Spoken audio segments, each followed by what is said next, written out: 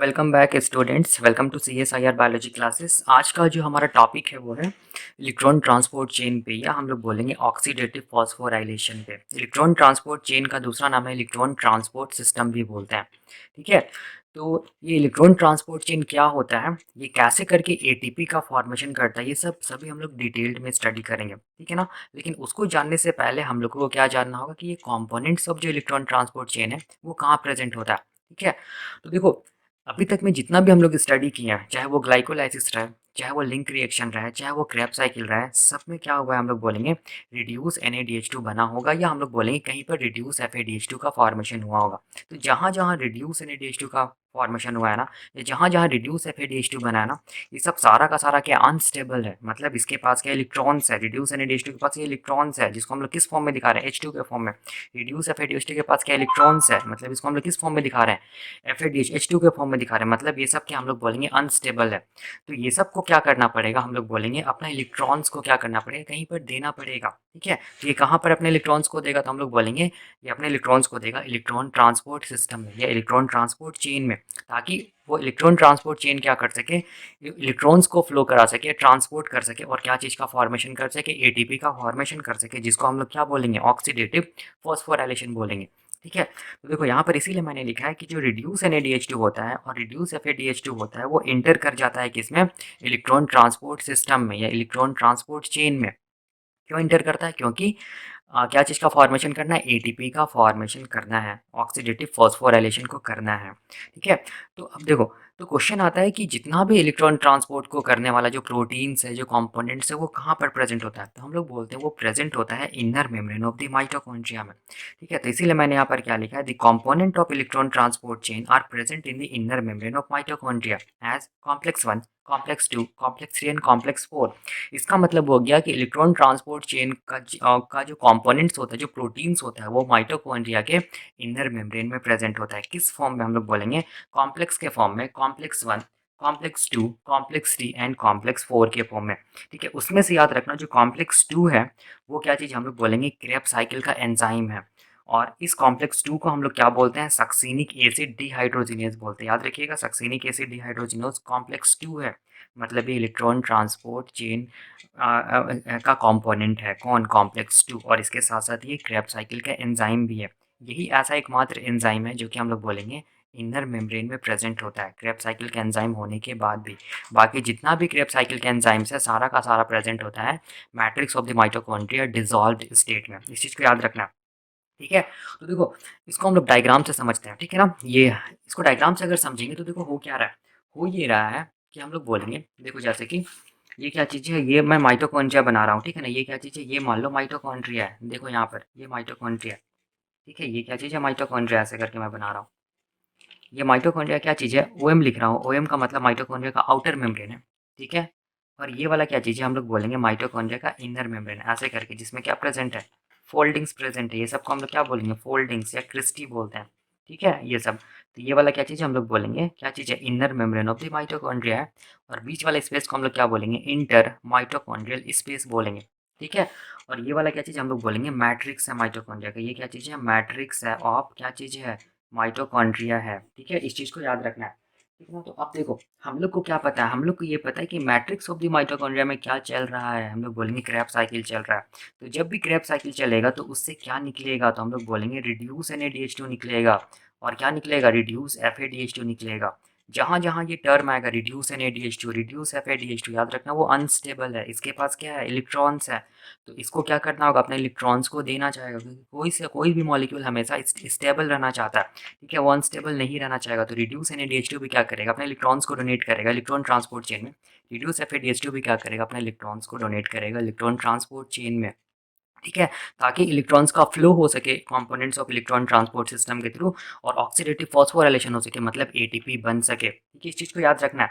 ठीक है ना, तो अभी तक मैं यहाँ तक में हुआ। तो अब देखो, अब ये जो इनर मेम्ब्रेन है, ये जो इनर मेम्ब्रेन है ना, इस इनर मेम्ब्रेन में हम लोग बोलेंगे क्या प्रेजेंट होता है, components of electron transport chain present होता है। तो ये इनर मेम्ब्रेन में देखो ये वाला कंपोनेंट 1 है, ये क्या चीज़ हम लोग बोलेंगे कंपोनेंट 2 है, ये क्या चीज़ है कंपोनेंट 3 है, और ये क्या चीज़ है कंपोनेंट 4 है। तो इसको मैं ऐसे लिख रहा हूँ C1, मतलब कॉम्प्लेक्स 1 इलेक्ट्रॉन ट्रांसपोर्ट जो चेन का कंपोनेंट या कॉम्प्लेक्स 1 बोलते हैं। इलेक्ट्रॉन ट्रांसपोर्ट चेन के कंपोनेंट 2 को हम लोग कॉम्प्लेक्स 2 बोलते हैं। इलेक्ट्रॉन ट्रांसपोर्ट चेन के कंपोनेंट 3 को हम लोग कॉम्प्लेक्स 3 बोलते हैं। और इलेक्ट्रॉन ट्रांसपोर्ट चेन का जो कंपोनेंट 4 रहता है उसको हम लोग क्या बोलेंगे, कॉम्प्लेक्स 4 बोलते हैं। इस चीज़ को याद रखना, वही मैंने यहाँ पर लिखा है, complex 1, complex 2, complex 3 and complex 4 के फॉर्म में प्रेजेंट होता है इलेक्ट्रॉन ट्रांसपोर्ट चेन का कंपोनेंट्स। और ये कहाँ है, inner membrane of the mitochondria है। देखो ध्यान से, और एक चीज़ देखो यहाँ पर ध्यान से कि होता ये है कि यहाँ पर क्या होता है, हम लोग बोलेंगे कॉम्प्लेक्स 4 के बाद में यहाँ पर क्या प्रेजेंट होगा, ऐसे करके एक स्ट्रक्चर प्रेजेंट होगा, ऐसे करके इस स्ट्रक्चर को हम लोग बोलते हैं ऑक्सीजोम, याद रखना है। और ये स्ट्रक्चर को ऑक्सीजोम, और ये स्ट्रक्चर याद रखना कि इलेक्ट्रॉन्स को का ट्रांसपोर्ट नहीं करेगा, ठीक है, इस चीज़ को याद रखना, ऑक्सीजोम। इसीलिए इसको हम लोग component of electron transport system में नहीं रखते हैं। लेकिन भी अब कॉम्प्लेक्स 4 है तो इसको हम लोग क्या बोलेंगे, कॉम्प्लेक्स 5 बोलते हैं कभी कभी, ठीक है। तो complex 1, complex 2, complex 3 and complex 4 ये क्या चीज़ है, components of electron transport system है। और complex 5 components of electron transport chain नहीं है, लेकिन ये क्या चीज़ है, हम लोग बोलेंगे क्या चीज़ है, ऑक्सीजोम है, जो कि एटीपी को बनाने में हेल्प करता है, ठीक है ना। तो यहाँ पर देखिए ध्यान से, यहाँ पर कॉम्प्लेक्स 1 2 3 4, ठीक है, फिर कॉम्प्लेक्स 5, फिर क्या होगा, फिर से complex 1, complex 2, complex 3, complex 4, oxysome, फिर से complex 1, complex 2, complex 3, complex 4, oxysome, ऐसे करके ये चलेगा। ये इलेक्ट्रॉन ट्रांसपोर्ट चेन का कंपोनेंट्स, ठीक है, याद रखना है, ठीक है। इसमें से जो कॉम्प्लेक्स 2 जो है, देखो यहाँ पर ये कॉम्प्लेक्स 2 याद रखना, इनर मेम्ब्रेन ऑफ माइटोकॉन्ड्रिया में जो कॉम्प्लेक्स 2, इसको हम लोग क्रेब्स साइकिल का एंजाइम भी बोलते हैं, जिसको सक्सीनिक एसिड डिहाइड्रोजिनेज बोलते हैं, ठीक है, याद रखना है। और ये क्या चीज़ को ट्रांसपोर्ट करेगा, इलेक्ट्रॉन्स को भी ट्रांसपोर्ट करता है, ठीक है, कॉम्प्लेक्स 2। तो अब देखो हो क्या रहा है, मैंने क्या बोला था कि जहाँ जहाँ रिड्यूस NADH2, जहाँ जहाँ रिड्यूस FADH2 वो क्या अनस्टेबल है, वो क्या करेगा, इंटर कर जाएगा किसमें, इलेक्ट्रॉन ट्रांसपोर्ट चेन में, ताकि क्या हो सके, इलेक्ट्रॉन्स का फ्लो हो सके और क्या बन सके, ATP का फॉर्मेशन हो सके या ऑक्सीडेटिव फॉस्फोराइलेशन हो सके, ठीक है ना। तो अब देखो उसको जानने से पहले क्या जानना होगा ना, अलग अलग कॉम्पोनेंट्स के बारे में जानना पड़ेगा डिटेल्ड में। कॉम्प्लेक्स 1 के बारे में भी जानना होगा, 2 के बारे में भी जानना होगा, 3 के बारे में भी जानना होगा, 4 के बारे में भी जानना होगा, ऑक्सीजोम्स के बारे में भी जानना होगा, ठीक है।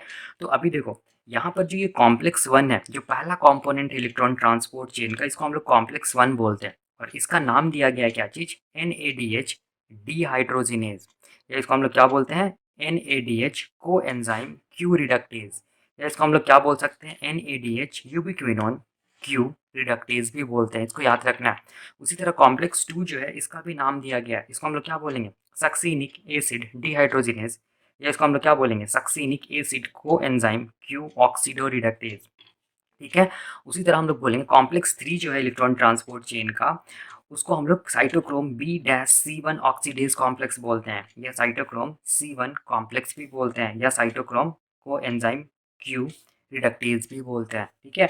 और कॉम्प्लेक्स 4 को हम लोग क्या बोलेंगे, कॉम्प्लेक्स 4 को हम लोग बोलेंगे साइटोक्रोम AA3 ऑक्सीडेज कॉम्प्लेक्स, या साइटोक्रोम C कॉम्प्लेक्स भी बोलते हैं, ठीक है। तो ये 4 कंपोनेंट जो देखो आप लोग देख रहे हैं, complex 1, complex 2, complex 3 and complex 4, इसी को हम लोग क्या बोलते हैं, कंपोनेंट्स ऑफ क्या चीज़, इलेक्ट्रॉन ट्रांसपोर्ट सिस्टम या इलेक्ट्रॉन ट्रांसपोर्ट चेन बोलते हैं। क्यों, क्योंकि इससे ही क्या होगा, इलेक्ट्रॉन्स का फ्लो होगा और क्या बनेगा, ATP बनेगा। और वो इलेक्ट्रॉन्स कहाँ है, हम लोग बोलेंगे वो इलेक्ट्रॉन्स जितना भी रिड्यूस NADH2 बना है, जितना भी रिड्यूस FADH2 बना है, सारा का सारा क्या चीज़ हम लोग बोलेंगे अनस्टेबल है, उसके पास क्या इलेक्ट्रॉन्स है, चाहे वो ग्लाइकोलाइसिस के टाइम पे बना है, चाहे वो लिंक रिएक्शन के टाइम पे बना हो, चाहे वो क्रेब्स साइकिल के टाइम पे बना हो, जब भी ये बना होगा रिड्यूस NADH2 FADH2, याद रखना अनस्टेबल है, वो क्या करेगा, अपने इलेक्ट्रॉन्स को डोनेट करेगा किस में, इलेक्ट्रॉन ट्रांसपोर्ट चेन में, जिसके थ्रू फिर इलेक्ट्रॉन्स का फ्लो होगा और क्या बनेगा, अल्टीमेटली हम लोग बोलेंगे ATP का फॉर्मेशन होगा मैट्रिक्स ऑफ द माइटोकॉन्ड्रिया में। इस चीज़ को याद रखना है, ठीक है। तो ये मैंने दिखाया एक डायग्राम बना के। अब देखो, अब मैं ये बताता हूँ, इसको मैग्नीफाई करके दिखाता हूँ, किसको, कॉम्प्लेक्स 1 को, कॉम्प्लेक्स 2 को, कॉम्प्लेक्स 3 को एंड कॉम्प्लेक्स 4 को, कि ये होता कैसा है। तो देखो मैं यहाँ पर ऐसे करके बना रहा हूँ इसको, देखो यहाँ पर ये क्या चीज़ है, ये मान लो ये क्या चीज़ है, ये मान लो आउटर मेम्ब्रेन है, देखो ये मान लो आउटर मेम्ब्रेन है माइटोकॉन्ड्रिया का, ठीक है ना, ये आउटर मेम्ब्रेन है माइटोकॉन्ड्रिया का, ठीक है। और ये क्या चीज़ हम लोग बोलेंगे, इसको मैं डॉट डॉट करके दिखा रहा हूँ, देखो ये क्या चीज़ है, इनर मेम्ब्रेन है माइटोकॉन्ड्रिया का, ऐसे करके, ठीक है, ऐसे ऐसे ऐसे। और ये वाला क्या चीज़ है, ये वाला इंटर माइटोकॉन्ड्रियल स्पेस है, ये आउटर मेम्ब्रेन है, और ये क्या चीज़ है, इनर मेम्ब्रेन है, ये वाला, ठीक है, ये आउटर मेम्ब्रेन, ये इंटर माइटोकॉन्ड्रियल स्पेस, ठीक है ना। तो अब देखो इनर मेम्ब्रेन में क्या प्रेजेंट होता है, हम लोग बोलेंगे कॉम्पोनेंट्स ऑफ ETS प्रेजेंट होता है as complex 1, complex 2, complex 3, complex 4 के फॉर्म में, ठीक है। तो अब देखो अब क्या हो रहा है, देखो यहाँ पर ये वाला क्या चीज़ है, ये वाला हम लोग बोलेंगे ये क्या चीज़ है, कॉम्प्लेक्स वन है। देखो यहाँ पर ऐसे करके इनर मेम्ब्रेन में देखो ऐसे करके, ये वाला क्या है, कॉम्प्लेक्स वन है। देखो ऐसे करके ये है कॉम्प्लेक्स वन। ठीक है, क्या है ये, C1 लिख रहा हूँ। C1 मतलब कॉम्प्लेक्स वन, मतलब NADH डिहाइड्रोजिनेज है। ठीक है, या NADH को एंजाइम क्यू रिडक्टेज है, या NADH यूबिक्विनोन क्यू रिडक्टेज है। ठीक है, इसको हम लोग ऐसा क्यों बना रहे हैं हम लोग देखेंगे। एक एक कंपोनेंट को हम लोग को डिटेल्ड में स्टडी करना है। अभी मैं बस समझाने के लिए बता रहा हूँ, बाद में मैं एक एक कॉम्प्लेक्स को क्या करूँगा, डिटेल्ड बताऊँगा, कैसे करके इलेक्ट्रॉन्स का फ्लो होता है वो भी बताऊँगा। ठीक है, तो ये कॉम्प्लेक्स वन है। अब देखो यहाँ पर ध्यान से, कॉम्प्लेक्स वन के बाद देखो क्या होता है, यहाँ पर एक मॉलिक्यूल रहता है जिसको हम लोग बोलेंगे यूबिक्विनोन मॉलिक्यूल। इसको हम लोग क्या बोलेंगे, क्यू। क्यू को हम लोग क्या बोलेंगे, यूबिक्विनोन मॉलिक्यूल। यूबिक्विनोन है। ठीक है, और हमेशा याद रखना ये जो यूबिक्विनोन मॉलिक्यूल है ना, ये यूबिक्विनोन मॉलिक्यूल क्या होता है, तो हम लोग बोलेंगे हाइड्रोफोबिक मॉलिक्यूल है। मतलब ये कैसा हो सकता है, हम लोग बोलेंगे लाइपोफिलिक मॉलिक्यूल है। मतलब ये इनर मेम्ब्रेन में जो हाइड्रोफोबिक जो पार्ट है, मतलब लिपिड बाइलेयर में, ये क्या कर सकता है, आसानी से क्या कर सकता है, मूव कर सकता है। इसीलिए यूबिक्विनोन को हम लोग क्या बोलते हैं, हाइड्रोफोबिक मोबाइल क्या चीज, मॉलिक्यूल। याद रखना इस चीज को। ठीक है, और वैसे भी देखो ना, ये जो इनर मेम्ब्रेन क्या चीज का बना होगा, लिपिड बाइलेयर का बना होगा ना। ठीक है, तो लिपिड बाइलेयर में क्या कर सकता है, ये यूबिक्विनोन मॉलिक्यूल क्या कर सकता है, हम लोग बोलेंगे आसानी से मूव कर सकता है। ठीक है, तो ये क्या है, यूबिक्विनोन। अब इसके बाद क्या होगा हम लोग बोलेंगे, देखो ध्यान से, इसके बाद क्या होगा, कॉम्प्लेक्स टू होगा। देखो ध्यान से, यहाँ पर क्या है, यहाँ पर मैं कॉम्प्लेक्स टू को ऐसे बना रहा हूँ। देखो यहाँ पर ऐसे बना रहा हूँ कॉम्प्लेक्स टू। देखो यहाँ पर ये इनर मेम्ब्रेन में ये क्या चीज़ है, कॉम्प्लेक्स टू है, ये C2 है। ठीक है, इसको मैं क्या बोलूँगा, कॉम्प्लेक्स टू। ठीक है ना, और कॉम्प्लेक्स टू को हम लोग क्या बोलते हैं, सक्सिनिक एसिड डिहाइड्रोजिनेज, या सक्सिनिक एसिड को एंजाइम क्यू ऑक्सीडो रिडक्टेज बोलेंगे ये। ठीक है ना, ध्यान से देखो यहाँ पर, ये जो यूबिक्विनोन मॉलिक्यूल ये दोनों कॉम्प्लेक्स के साथ एसोसिएटेड रहता है। मतलब C1 के साथ भी यूबिक्विनोन मॉलिक्यूल जुड़ा हुआ रहेगा ऐसे करके। ठीक है, और किसके साथ जुड़ा हुआ रहेगा, C2 के साथ भी क्या रहेगा, ये यूबिक्विनोन मॉलिक्यूल एसोसिएटेड रहेगा। ठीक है, तो अब देखो, अब ये कॉम्प्लेक्स टू हो गया ना। अब ये कॉम्प्लेक्स टू के बाद क्या होगा हम लोग बोलेंगे, क्या होगा, कॉम्प्लेक्स थ्री आएगा। कॉम्प्लेक्स थ्री को हम लोग क्या बोलते हैं, साइटोक्रोम B' ऑक्सीडेज कॉम्प्लेक्स।